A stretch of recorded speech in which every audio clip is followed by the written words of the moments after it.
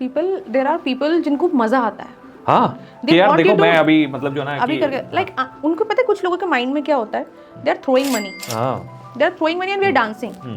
तो ये जो माइंडसेट है ना, ऐसे ये हमको बदलना पड़ेगा ना, एज ए प्रोफेशनल बदलना पड़ेगा। Like there was a incidence, एक प्री वेडिंग में हम गए थे Orchha, we were the client was staying at Amar Mahal, I think it was a very good, it is a very good hotel और सब कुछ है वहाँ पे ना। तो अब उन्होंने फूड ऑफर नहीं किया हमें। आई बीइंग मी, मैं तो ये है कि अगर मेरे साथ ऐसा कुछ हो जाता है तो आई डोंट आस्क देम कि आपको हमारे लिए ये करना पड़ेगा। I went to the restaurant, I to my team, you will eat here. अगर मैं उसी टेबल पे बैठ के खा रही हूँ, I am not like here for your money, it's my job and you have to respect that. It's not always about the food. I am also doing something which is so important for your existence. आपका काम इसके बिना चलेगा नहीं। And food is a very big thing. Hindustan में तो खाना अपने आप में हम बुलाकर लोगों को खिलाते हैं। सही बात है। My grandmother's father, he used to call जो लोग आते हैं ना स्टेशन पे बस पे, उनको बुला के अपने घर पे खाना खिलाते थे। तो हमने तो वहाँ से सीखा है कि आपको तो मतलब जो गेस्ट आ रहा है उसको आपको बहुत अच्छे से ट्रीट करना है। देयर वाज अ इंसिडेंस, एक एंगेजमेंट इवेंट था अराउंड कोविड के लॉकडाउन के अराउंड, एंड उस टाइम 11-10 बजे सब कुछ बंद हो जाता था। तो 12 बज गए इवेंट होते होते, जबकि टाइमलाइन 4 घंटे की 3 घंटे की होती है, बट लेट हो गए हम लोग। एंड जब हम प्लेट लेने गए तो मैनेजर बोला कि तुम लोग प्लेट नहीं ले सकते। हाँ, क्योंकि हमें बताया ही नहीं गया है कि तुम लोग को खाना खिलाना है। तो वो चीज़ मुझे बड़ी बुरी लगी। मैंने क्लाइंट को बोला कि आप ये चीज़ अभी नहीं कर सकते, मेरी टीम 12 बजे तक काम कर रही है, कोविड का टाइम है, इस टाइम पे कुछ भी नहीं मिलेगा। नहीं तो मैं अपनी टीम को लेके जाती हूँ रेस्टोरेंट और खिलाती हूँ, लेकिन अगर नहीं होता ना खाना तो मुझे कोई इशू नहीं है, but there should be something ना जहाँ मैं उनको एटलीस्ट खिला पाऊंगी। क्योंकि बहुत लोग बाहर से आके ग्वालियर में काम कर रहे हैं, छोटे छोटे शहरों से आए हैं, उनकी फैमिली नहीं है यहाँ पे, तो वो लोग कहाँ से मैनेज करेंगे। अगर टाइम होता तो वो लोग भी कहीं से कुछ ना कुछ लेके खा लेते। तो उसको वो चीज़ मैंने बोली एंड देन फिर कुछ ना कुछ हमने अरेंज किया और उनको सबको सर्व किया। When the client came data receive करने, I ordered pizza, now let's have something. वो एक छोटी सी चीज़ होती है जो आपको अपने आप को कुछ जगह पे ना अपने आप को आपको रखना पड़ता है। नहीं, बिल्कुल सही बात है। देयर वाज वन इंसिडेंट जो बहुत वायरल हुआ था, it was a Delhi's incident, आपको हो सकता है आपने भी देखा हो, जहाँ पे एक फोटोग्राफर के साथ एग्जैक्टली यही हुआ कि वो प्लेट लेने गया, उसको रिफ्यूज कर दिया गया।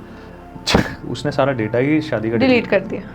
ठीक है, एंड दैट सेज कि like you also have to be a little gentle as a client. आपको बेसिक किसी को खाना रिफ्यूज करना ये चीज़ है, but I understand like because we do a lot of these destination weddings और 5 स्टार्स में ये चीज़ है, 5 स्टार्स फूड कॉस्ट करता है, ठीक है, ये बिल्कुल सही बात है, but you got to arrange something for your team as well. कोई ये नहीं बोल रहा है कि हम आपके वेडिंग में आप हमें लंचेस अरेंज करा दो, आप कहीं और से हमें अरेंज करा दो, या फिर we also have something in our contract that is give us a break of 1 our.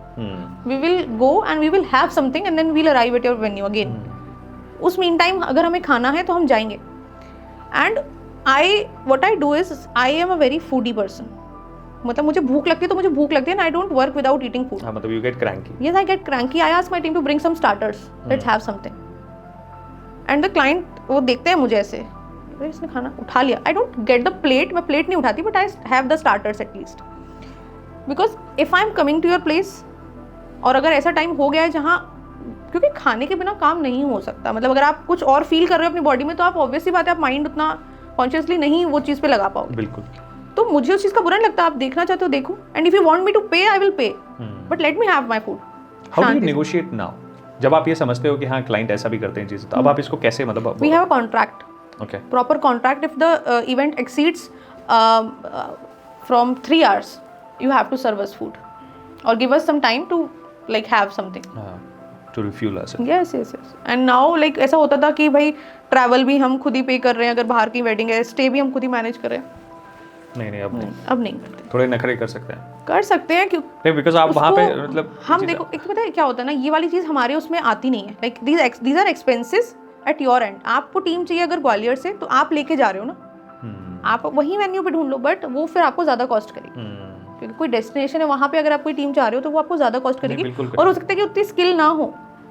You can trust यहाँ का जो टीम मेंबर्स हैं।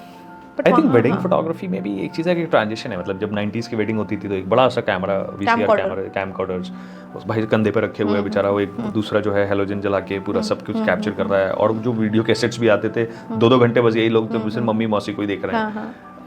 लाइक फ्रॉम देयर टू अभी ये जो बिल्कुल ही मतलब लाइक कि आप इंस्ट्रूमेंट इक्विपमेंट से लेके आपके तौर तरीके से लेके जिस तरह का प्रोफेशनलिज्म है फोटोग्राफर्स में, वो एक बहुत बड़ा मतलब ड्रास्टिक चेंज है। ऐसा लगता है कि जैसे बहुत बड़ा शिफ्ट हुआ है, बहुत बड़ा शिफ्ट हुआ है, even in terms of pricing also. हाँ अब तो एक सेलिब्रिटी वेडिंग कितने की कॉस्ट करती है?